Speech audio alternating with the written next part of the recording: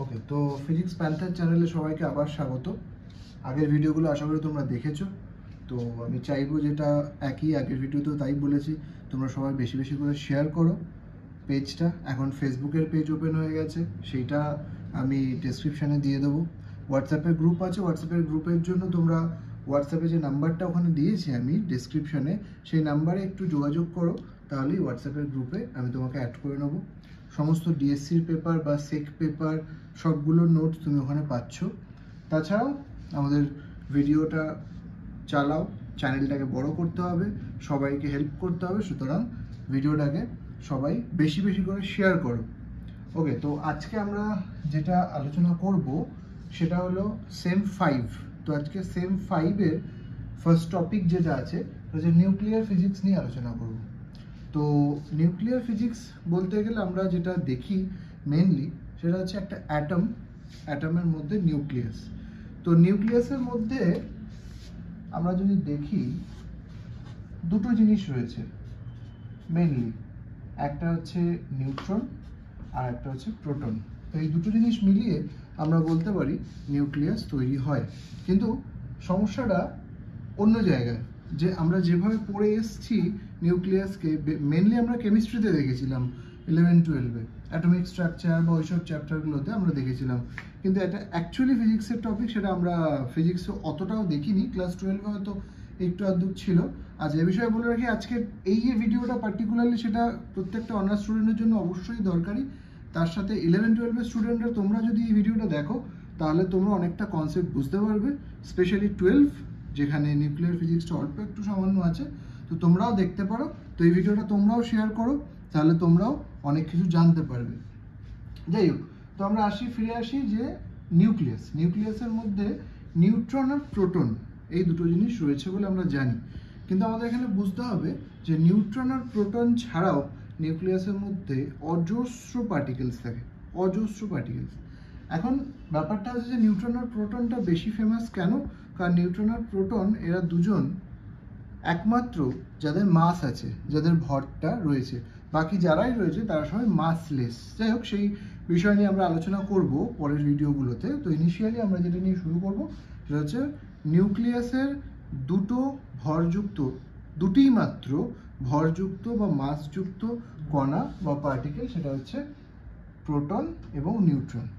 এবার তাহলে একটা জিনিস আমরা যদি একটু হিসাব করার চেষ্টা করি, যে একটা নিউট্রনের মাস আমরা জানি 1.67 ইন্টু 10⁻⁻27 কেজি, আর একটা প্রোটনের মাস মোটামুটি আমরা সেমই ধরি 10⁻⁻27 কেজি, মোরলেস সেম।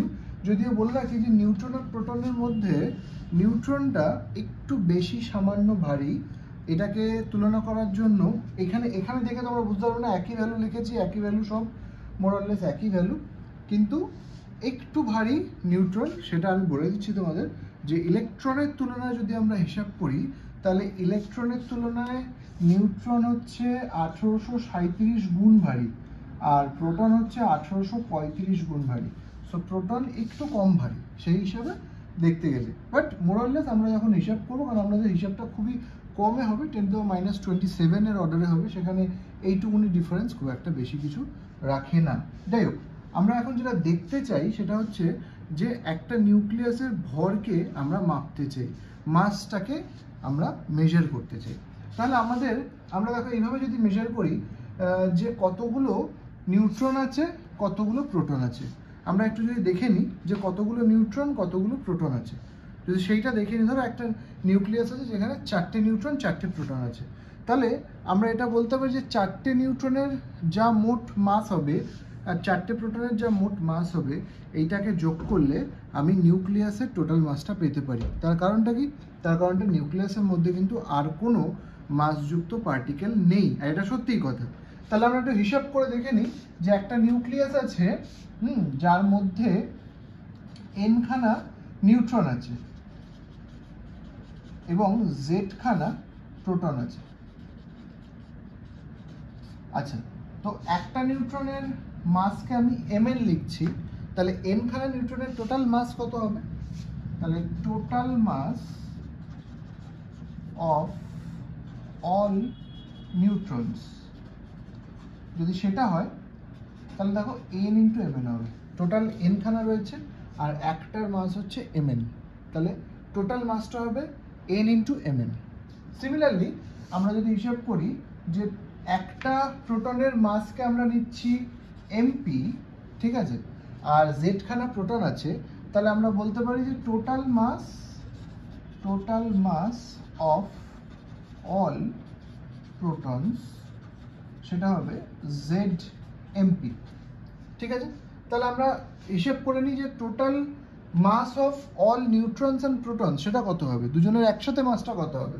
তাহলে total mass of all neutrons and protons. আচ্ছা, তোমরা জানো যে নিউট্রনস আর প্রোটনস এদেরকে নিউক্লিয়ন্স বলে, যারা নিউক্লিয়াসের ফ্যামিলি মেম্বার তাদেরকে বলে নিউক্লিয়ন্স। আচ্ছা, তাহলে ZMP প্লাস NMN, ZMP ছিল total mass of all the protons আর NMN ছিল হচ্ছে total mass of all the neutrons. তাহলে দেখো আমি যদি এই জিনিসটা পেয়ে যাই আর এটা বলি যে আর কোনো মাসযুক্ত কণা বা পার্টিকেল নেই নিউক্লিয়াসে, তাহলে ডেফিনিটভাবে এই যেটা পেয়েছি সেটা কিন্তু একটা নিউক্লিয়াসের মাস হওয়ার কথা বা হওয়া উচিত, রাইট, যেখানে জেড খানা প্রোটন আছে, এন খানা নিউট্রন আছে। তাহলে আমি একটা কাজ করেছি যে আমি একটুখানি হিসাব করেছি একটা নিউক্লিয়াস যার জেড খানা প্রোটন এন খানা নিউট্রন আছে তার মাসটাকে আমি আলাদা করে হিসাব করেছি। সেটা কত হয়েছে আমি দেখে নিই, যে এটাকে আমি বলছি measured mass of a nucleus, সেটা হচ্ছে MAZ, এটা বললাম MAZ। তাহলে MAZ-টা কি, আমি একটা নিউক্লিয়াসকে নিয়েছি যেখানে n খানা নিউট্রন আর z খানা প্রোটন আছে এবং সেটাকে তার মাসটাকে আলাদা করে হিসাব করেছি। তো সেটা যদি আমি করি তাহলে দেখো আমার হিসাব মতো এই জিনিসটা আর এই জিনিসটা ম্যাথামেটিক্যালি সমান হওয়া উচিত। তাহলে আমি লিখে দিচ্ছি ZMP plus NMN is equal to MAZ। মজাটা শুরু হচ্ছে এখান থেকেই যে এটা সমান হওয়া উচিত হলেও এটা সমান হয় না। ZMP plus NMN is not equal to the measured mass of the nucleus. এখন তাহলে হয় কি, হয় এরকম যে ZMP plus NMN is greater than MAZ। তাহলে আমরা এখান থেকে কি দেখতে পাচ্ছি যে যেটা হওয়ার কথা ছিল, এটা বেসিক্যালি থিওরিটিক্যালি ক্যালকুলেট করে হওয়ার কথা ছিল আর এটা আমরা প্র্যাকটিক্যালি ক্যালকুলেট করেছি। তাহলে যেটা হওয়ার কথা ছিল সেইটা কম, সেটা বেশি, আর যেটা হয়েছে সেটা কম হয়েছে, রাইট। এইটা বেশি হয়েছে, এটা কম হয়েছে, তার মানে যতটা মাস আমার পাওয়ার কথা ছিল ততটা মাস কিন্তু আমি পাচ্ছি না নিউক্লিয়াসে। তাহলে কতটা অ্যামাউন্ট অফ মাস আমি পাচ্ছি না সেই হিসাবটা যদি আমি একটু করে নিই, তাহলে দেখো সেইটা আমি এরকমভাবে করতে পারি, হিসাবটা ডেল্টা এম বলতে পারি।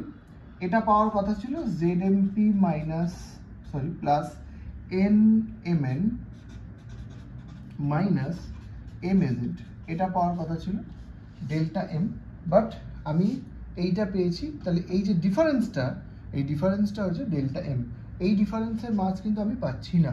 এখন হচ্ছে কি, তাহলে এই মাসটা যাচ্ছে কোথায়, এটা হচ্ছে আমাদের প্রশ্ন, যে delta M amount of mass সেটা কোথায় যাচ্ছে, যেটা পাওয়া উচিত ছিল কিন্তু আমরা পাইনি, কম পেয়েছি। তো জেনে রাখো যে এই delta M amount of mass যেটা, সেটা অ্যাকচুয়ালি এনার্জিতে কনভার্টস ইনটু এনার্জি। এবার এই যে এনার্জিটা কি হয়, এই এনার্জিটা একটা নিউক্লিয়াসের মধ্যে নিউট্রন আর প্রোটনকে আটকে রাখে বা বেঁধে রাখে। তো এই যে এনার্জিটা, এই এনার্জিটা আমি বলতে পারি binds neutron and proton inside the nucleus. তাহলে কি বললাম, এই delta M amount of mass যেটা এনার্জিতে কনভার্ট হয়, আর সেই এনার্জি যে এনার্জিতে কনভার্ট হয় সেই এনার্জিটাই বেসিক্যালি নিউক্লিয়াসগুলোকে নিউক্লিয়াসের মধ্যে আটকে রাখে বা বেঁধে রাখে। সেই জন্য এই যে এনার্জিটা রিলিজ হয় বা যে এনার্জিটা পাওয়া যায়, সেই এনার্জিটাকে আমরা বলি binding energy, binding energy of nucleus. তাহলে বাইন্ডিং এনার্জির এক্সপ্রেশন আমরা আইনস্টাইনস মাস এনার্জি ইকুইভ্যালেন্স থেকে পেতে পারি, মাস এনার্জি ইকুইভ্যালেন্স থেকে পেতে পারি। আচ্ছা, আইনস্টাইনস মাস এনার্জি ইকুইভ্যালেন্স নিয়ে আমি একটা আলাদা ভিডিও আমি পরে তৈরি করব। তো এখন জাস্ট আপাতত ফর্মুলা লিখে আমি ভ্যালুটা বসিয়ে ক্যালকুলেটটা করছি। তো এটা খুবই ইন্টারেস্টিং একটা টপিক, এটা নিয়ে আলাদা করে একটা ভিডিও করব। যদিও এটা কিন্তু বিএসসিতে নেই, এটা তোমরা পরে গিয়ে দেখতে হবে, এমএসসিতে হয়তো থাকবে। তো ও বলছে E = mc², এটা ফর্মুলা। তো ফর্মুলাটা মোরালেস আমরা সবাই জানি। তাহলে ডেল্টা এমটা যদি এখানে হয়, তাহলে দেখো ইটাকে ইবি বলছি, ডেল্টা এম ইন্টু c²। তাহলে ইবি = ডেল্টা এম এর জায়গায় ভ্যালুটা বসিয়ে দাও, তাহলে হয়ে যাচ্ছে ZMP plus NMN minus M into c²।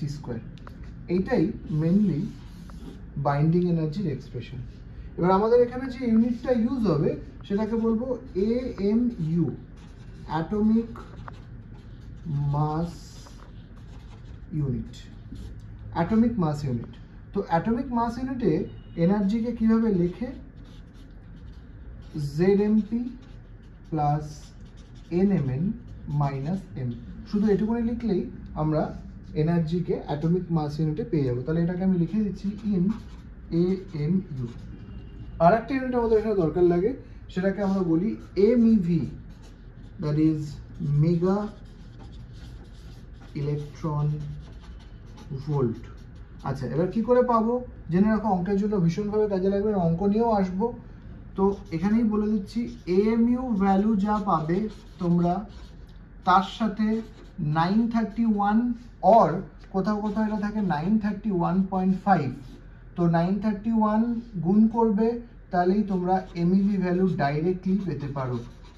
তাহলে কি হবে, AMU ভ্যালুতে ক্যালকুলেট করে নেবে, তারপর 931 অর 931.5 যেটা দেওয়া থাকবে, না দেওয়া থাকলে অবশ্যই 931 মাল্টিপ্লাই করবে, তাহলেই তোমরা MEV ভ্যালুতে আনসারটা পেয়ে যাবে। তাহলে আমরা দেখো বাইন্ডিং এনার্জির কনসেপ্টটা হালকা আমরা বুঝলাম। এরপরের যে ভিডিওটা আসবে সেখানে আমরা দেখব বাইন্ডিং এনার্জির কার্ভ, বাইন্ডিং এনার্জি নিয়ে আরও নিউমেরিক্যালস কোনগুলো ক্যালকাটা ইউনিভার্সিটিতে ইম্পর্টেন্ট। আচ্ছা, যেহেতু বাইন্ডিং এনার্জির হালকা টাচ 11, 12, 12এও মেনলি আছে, তবে 12এরও একটা ভিডিও বানিয়ে আমি বলে দেবো যে কোনগুলো তোমাদের করতে হবে। যাই হোক, মোটামুটি তোমরা এই অবধি আজকে ভিডিওতে রাখো।